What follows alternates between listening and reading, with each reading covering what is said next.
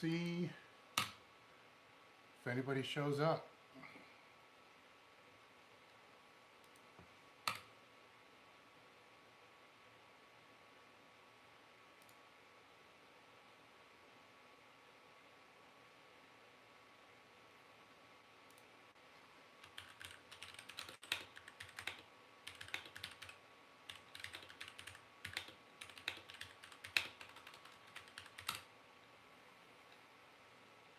All right, waiting to see if anybody's going to show up here. I guess you can call this a post-training Q&A. No topic, whatever you guys want to know. Just testing this out. See how it's going to work. How was the training today? Reverse band spider, reverse band spider bug. I know you're going to find that funny, but it's been a while since we come back to that, so it was good.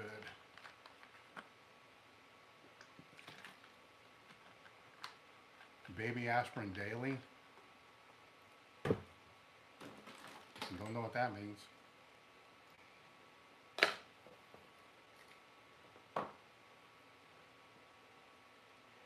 Any questions? Throw them out. Just hanging out.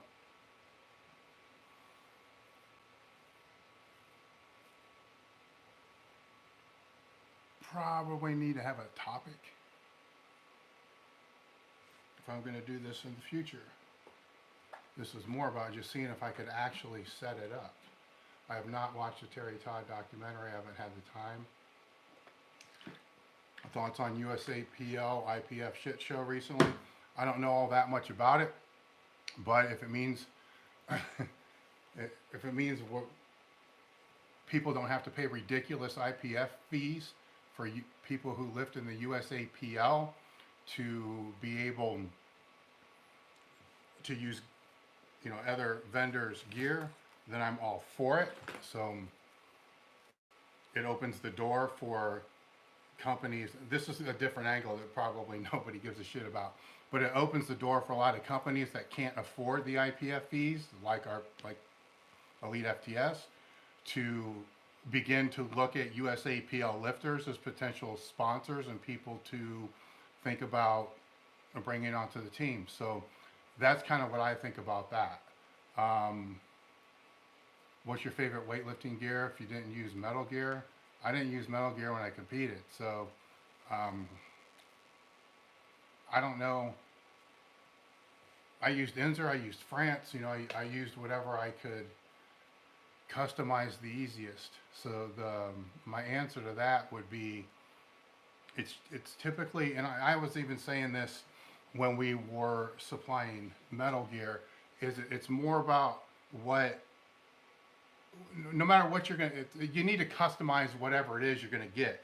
And the last thing you wanna do is to leave those customizations up to whoever you're buying it from. So you buy stock and then you find somebody to tailor it for you.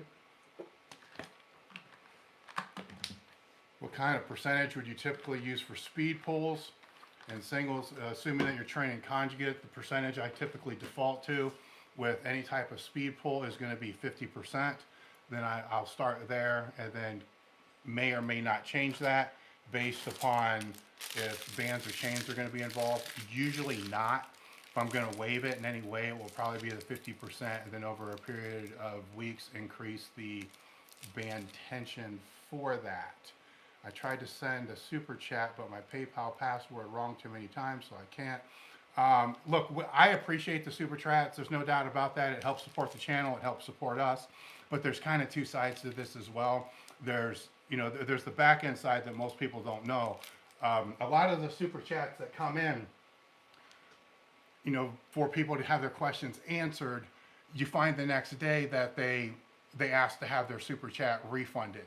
So if I'm going to do a Q&A like this, while I appreciate it, while it does help, and while it makes it a lot more easy to see whose questions are there and it does support, I'm not going to just focus on those, because half of the time it's somebody just trying to get their question answered so they can pull the money back later. So that is what it is. It's a little behind the scenes thing that you guys may not know. I mean, there's been a lot of times we've done the podcast. We're like, wow, man, the super chats were really good this time. And then the next day you're like, holy shit, they sucked. Let's see here. Is an incline bench good for max variations of the bench press? Yeah, yeah. Um, I tend to lean more towards close grip incline benches for max effort work instead of wider grip, just because I want more focus on the anterior delts and triceps to build the lockout. So I really like that as one to be in the max effort rotation for sure. Any extra supplements that you recommend for a 49-year-old lifter lifting 3 or 4 times a week? I'm not a nutrition guru, I'm not a supplement guru, I'm not a doctor, all this other kind of stuff. I'll just tell you from my own personal experience and others that I know that are 49 that are in the same age range that we're all in. Things that I've seen, and it's been pretty common with others that are 50 that are typically low when they get their blood work done. So that's where I'm going to default first is what are the basic supplements that you need, because they are supplements that you're not getting in your diet. Figure out what those are first, then see if you can, get those in your diet through that. But B's are typically one that's low. The D obviously is another one that's typically low. From what I've seen, keep in mind this is, it's a small sample size of people that I know. DHEA is another one that's low a lot of times.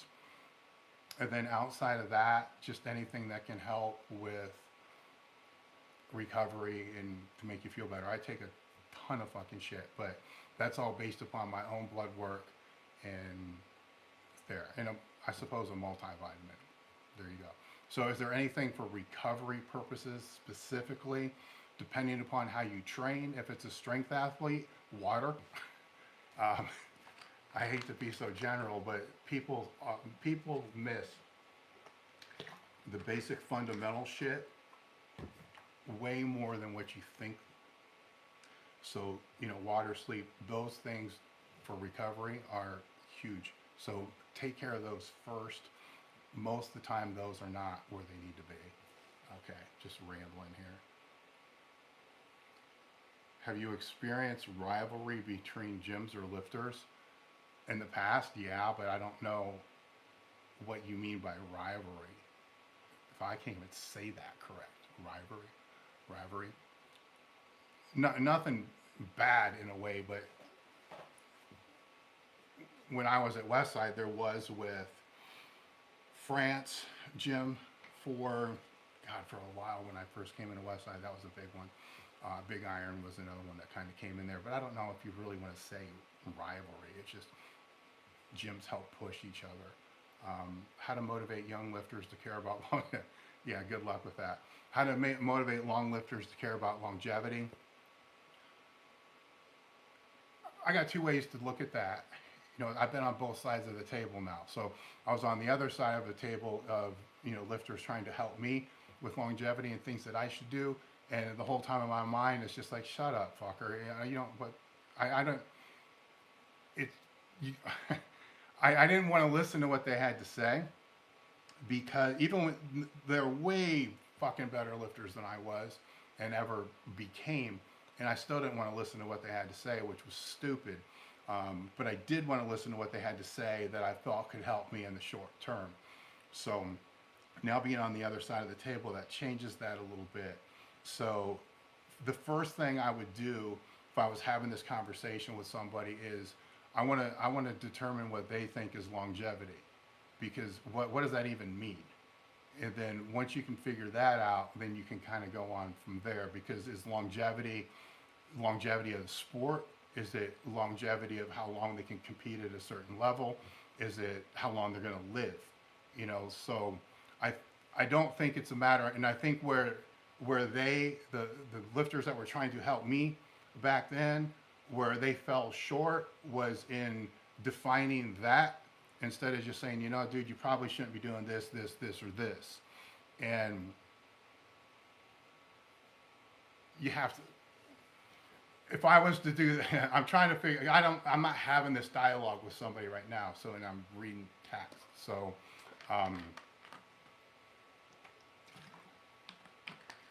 it'd be easier if I knew, I'll just use an example.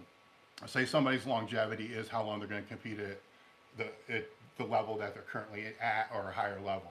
Then I would define it a little bit differently, and it would be more along the lines of how are you laying out your training program with that in mind. So what is the longevity that you feel is left in your training career? Is it 3 years, 5 years, 10 years? What is it?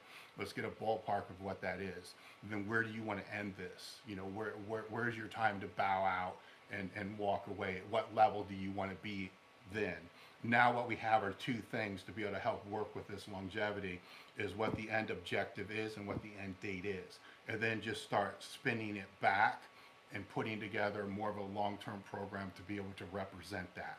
So that's an example for a short term. If it's a medium, or for that example, if it's a longer example of they just want to live longer, well, that's a different conversation because I don't know where to go with that because you can get in a car accident tomorrow and be fucking over.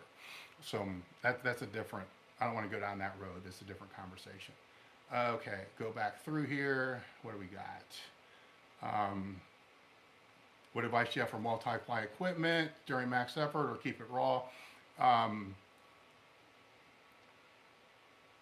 The equipment, the single ply, multiply, whatever it is for max effort, should it be incorporated? Yes. Should it be incorporated all the time? Hell no.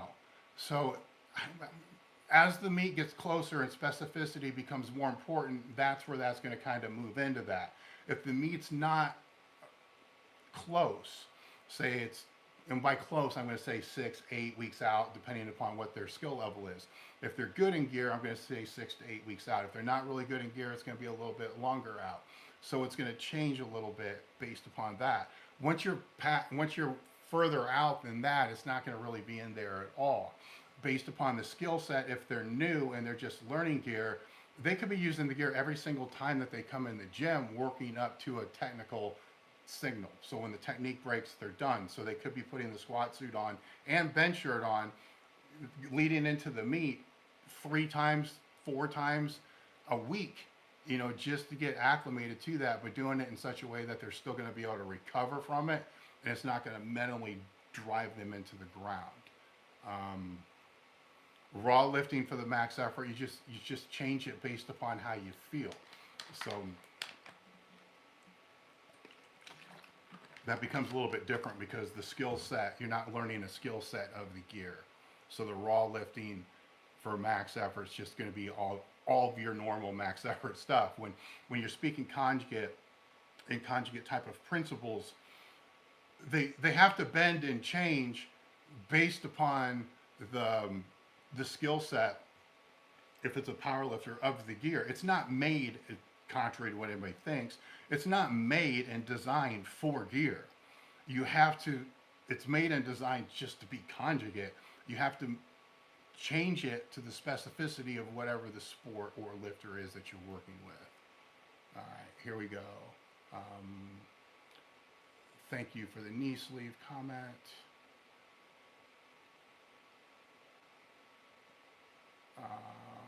That's the speed pull one.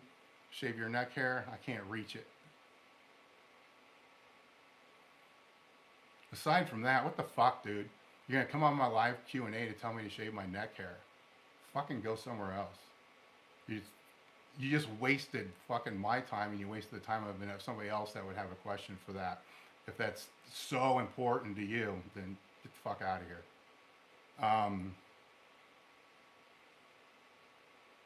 Certainly isn't important to me.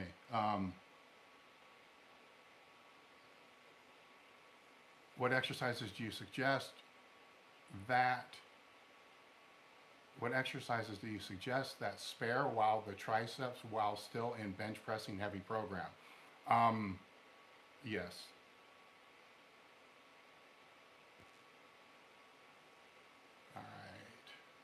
Another one about my neck hair. See you later, dude. You know what? How do I... Boom. How do I kick this motherfucker out of here?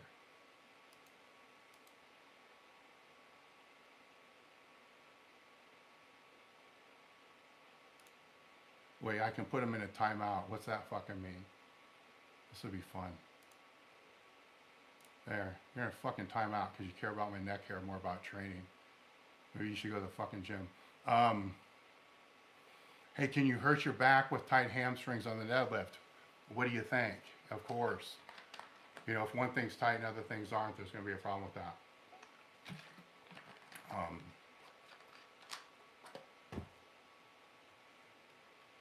How long do you spend on the treadmill? Now or when? I got a walking trail right outside the office. I don't use the treadmill. I don't spend a lot of time on the treadmill.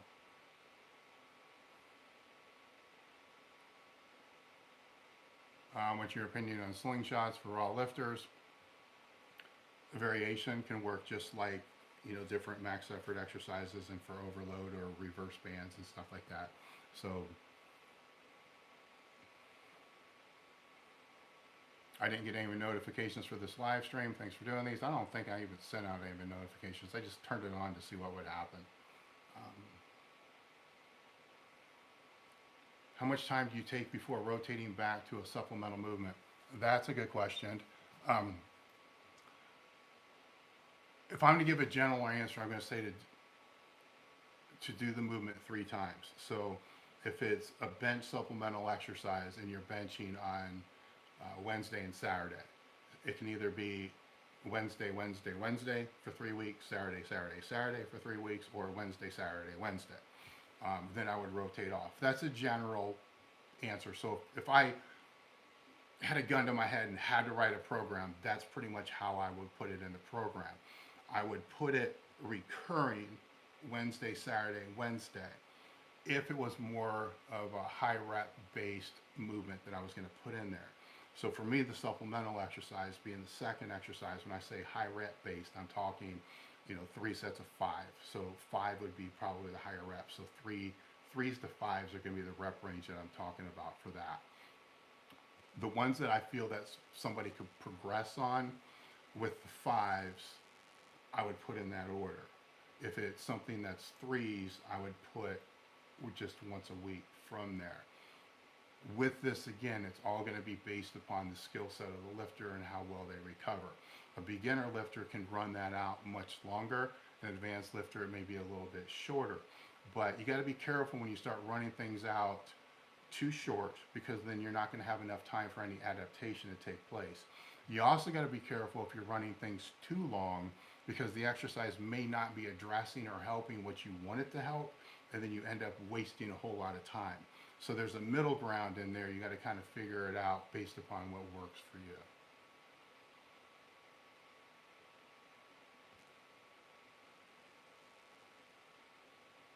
Did Mike Ruggiero ever hit his true potential at Westside? No. You know, all the guys I trained with for the time I was in there, I don't think any of us ever really hit our true potential. But I think that's pretty much how every top lifter is going to feel anyhow.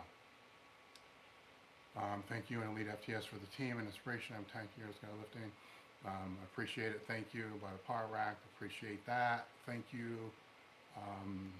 Hey Dave, do you think or know if Ken Lane used the conjugate method on the bench?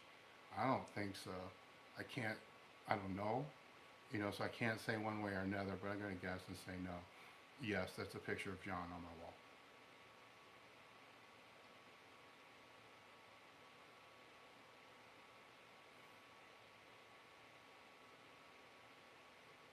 And with the picture of John on the wall, that's unfortunately, I've had too many friends pass, so many of them are on my wall. It's just a reminder to me of, you know, what I'm here for. I reported the neck hair guy already.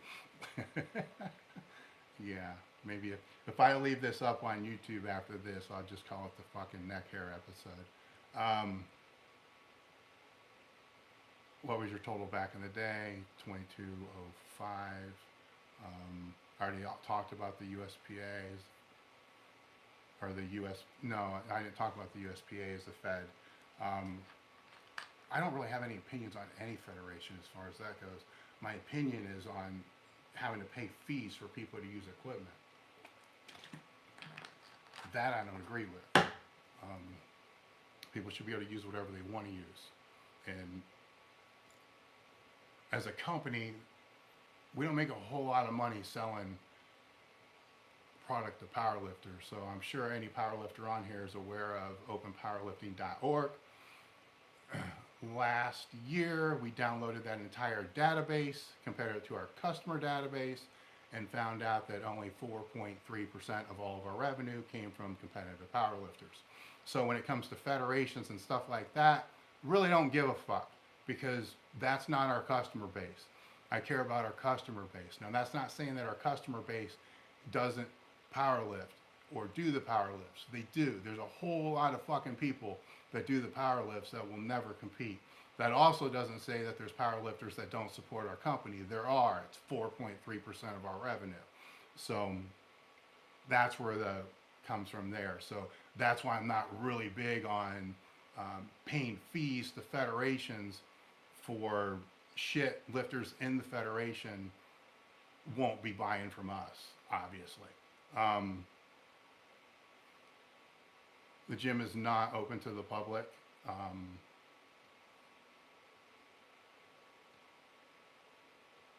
Going back through. Now I actually kind of see why the super chats matter, because it's easier to see the questions stand out. Hey Dave, the Elite lever belt, is there any way to get it 3 inches bigger? Do you mean wider? You know, I assume, I don't know what you mean here. I'm going to assume that you mean wider and not thicker, because there are different thicknesses of the belts and it can't be longer, so it's got to be that. We probably could. Would we sell any of them? You probably would be the only person to buy them. So the easy answer to that would be, I'm sure we could, but I'm not going to invest in the inventory for something that not very many people are going to buy. All right, here we go. Elite powerlifter doesn't shave his neck hair. Okay, this is definitely going to be the neck hair episode. Okay, my training partner has been having rounding out issues in his mid-back during conventional deadlifts because shit like they, besides shit. Okay, so the rounded back on the deadlifts, I'm gonna probably say that's also happening on the squats. Correct me if I'm wrong, but it probably is happening, unless it's a structural issue. There's some people that are built the way that their spine is built, just the way that they're built, that rounding of the upper back is, I would say it's normal for their deadlift, so I wouldn't change that. Now, if this is something that's happening as they break down, it's not part of all their warm-up repetitions, and it's also happening on the squat, then yes, that's probably something that needs to be addressed. Sometimes it's just a matter of where the shoulder position is. You know, are they packing the shoulders? Are they keeping the lats tight? Sometimes that's the answer to it. Sometimes they can't keep the lats tight because the shoulders are impinged and they're tightened up, and they need to be loosened up a little bit before that. The thing with the face pulls is that's become such a default answer, and it's not a bad exercise.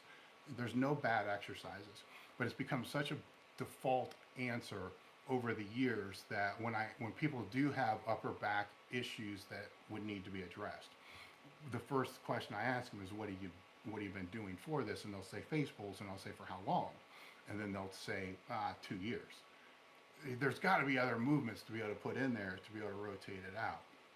So there's different types of prone shrugs, different attachments to be able to do the face pulls. There hit different upper back exercises, snatch grip deadlifts, snatch grip partial deadlifts. SS yoke bar, upper back, good mornings. There are videos on the channels to be able to show that as well. And I would say at this point in time, anything other than a face pull, because most people have been doing face pulls for too long.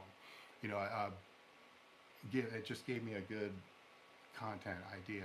You know, we should probably do a video on other exercises to do for your upper back, other than face pulls.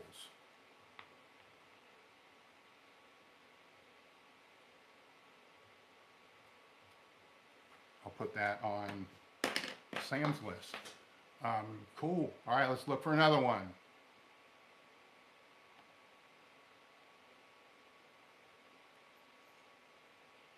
I'm natural. How essential is strength for hypertrophy and bodybuilding? It's important. What's going to make your bicep bigger, a 10-pound dumbbell curl or a 40-pound dumbbell curl? You know, should it be the entire focus of what you're doing? No. But there has to be a balance between it to a certain point. At a certain point, which the majority of the people watching this video are not there, then that's not going to become that big of a deal. It can actually become, it's like a bell curve. It can actually become a hindrance, because at a certain point, lifting heavier will, I'm hesitant on saying will, can be counterproductive to what the overall structural goals are that they're doing. So find the balance between that. Technique matters.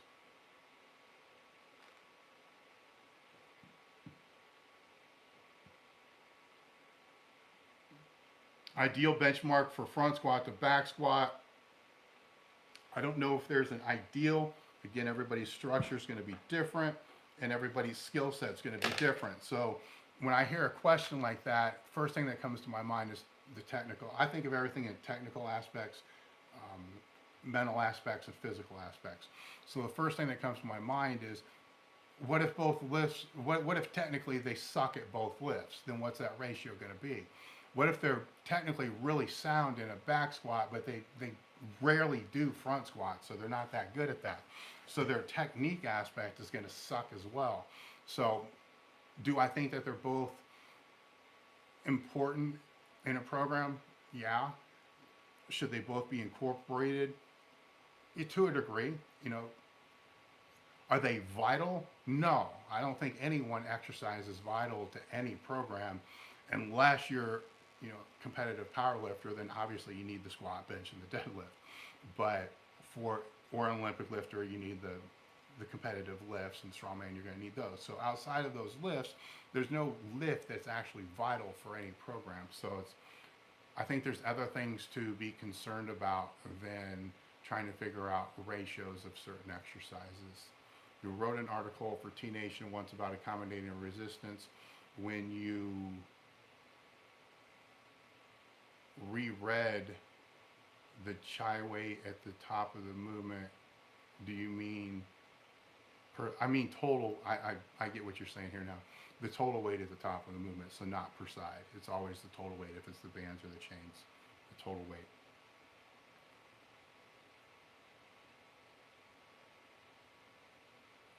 You would look like an aesthetic god on a cut. Still look good anyways. Yeah. Again, you're probably talking to the wrong person, because I really don't give a fuck what I look like. I care more about what my strength is, but that's not everything. I also care more about what my blood variables, health variables are as well. Go for something else here. How do you approach programming for a whole year based on competing in a powerlifting meet? Okay, I'm not going to get into this. I'll give you a general answer, and then I'll send you where you can get the answer. We did a podcast episode on programming. I don't know if that one's on YouTube or not, but I do know it's pretty easy to find on the Table Talk podcast, because I do think it's called Deep Dive into Program. Actually, I know it's called Deep Dive into Programming, because I didn't like the name of it, because it's basic programming, but it's not really a deep dive. But I would direct you there from that standpoint. The how to go about thinking from a powerlifting standpoint, at the very least, you want to think a year ahead and then work back to where you are currently and look at how the different phases of the training can come together for that. That's more explained in that podcast. Okay, my training partner. Okay, I already did that one.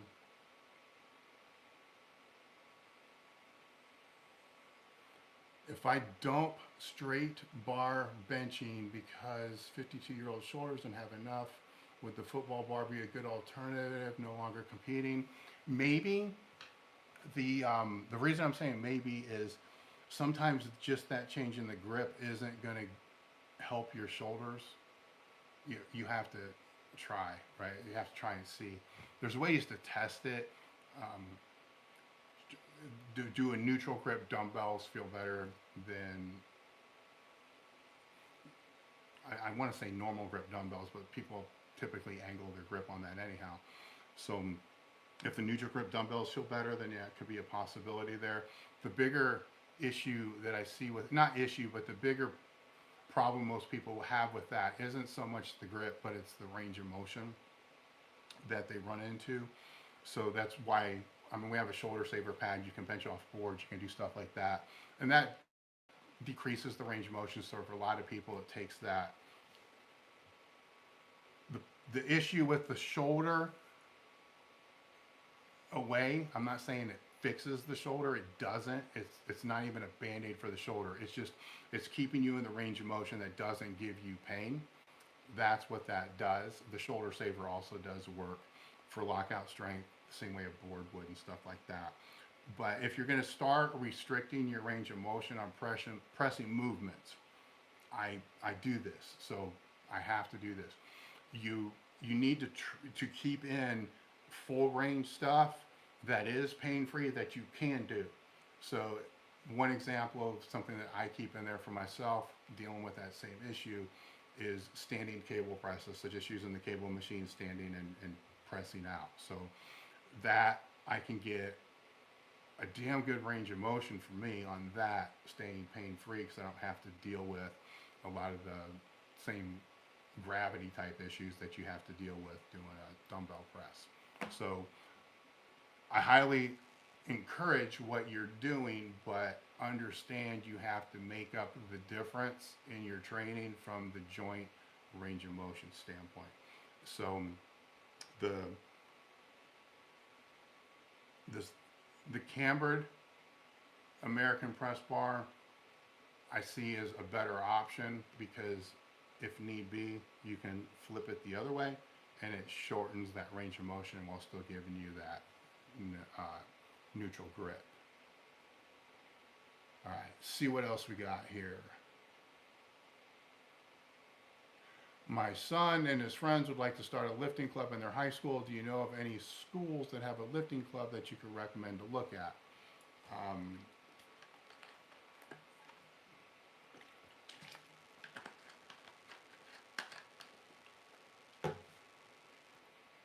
Yeah, I mean, there's a lot. It's just,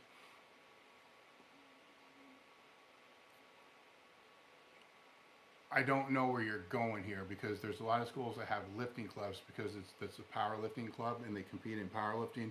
Sometimes that's going to be tied to, the football team. Sometimes it's not. So, Mark Deppen does a phenomenal job at Monsignor Donovan High School. And so there's one, but there's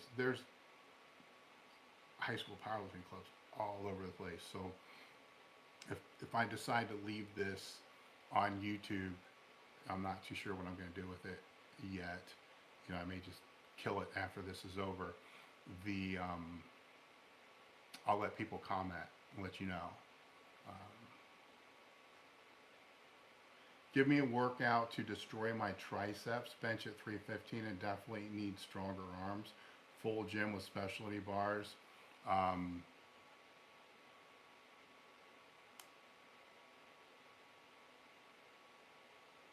All right, so I'm going to say that you're looking for something that's more of a bodybuilding type training program. So begin with, I'm just going to throw shit out here. Begin with close grip bench presses, work up to a couple heavy sets of 5, and do 1 drop set off of that for, by drop set, I mean just do another set lowering the weight, not a strip set. Do another set lowering the weight for 10-15 reps. Move on to dumbbell tricep extensions. Do 8 sets of 10 with 30 seconds rest.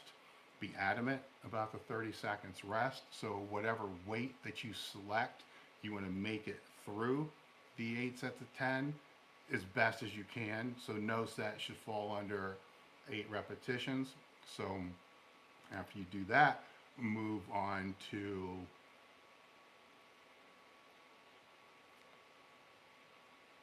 reverse grip tricep push downs. We'll keep it easy, just go with a straight handle, and you're going to superset. You'll do the first set with a reverse grip. Try to use a slower tempo, like a 4 count on the way down, pause for a second at the contraction, and then 2 count, on the way back up. Do that for 10 reps, then flip your grip so it's a normal grip, and then use a 3 count with a 2 count, and then move your grip in as close as you possibly can for just regular reps. Do 3 sets of that, see how that feels. Simple. It's not like a magic training program. It's just shit I just made up out of my head.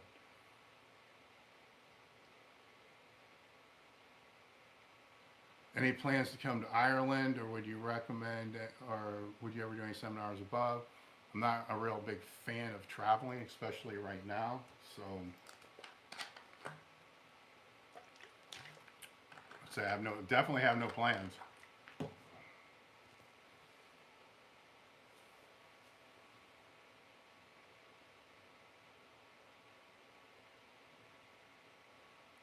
If do dynamic effort lower on Friday, is it a problem to do dynamic upper on Saturday? No. You'll need to become acclimated to it. So if you're used to having them further apart, it's going to take a little while to get used to it.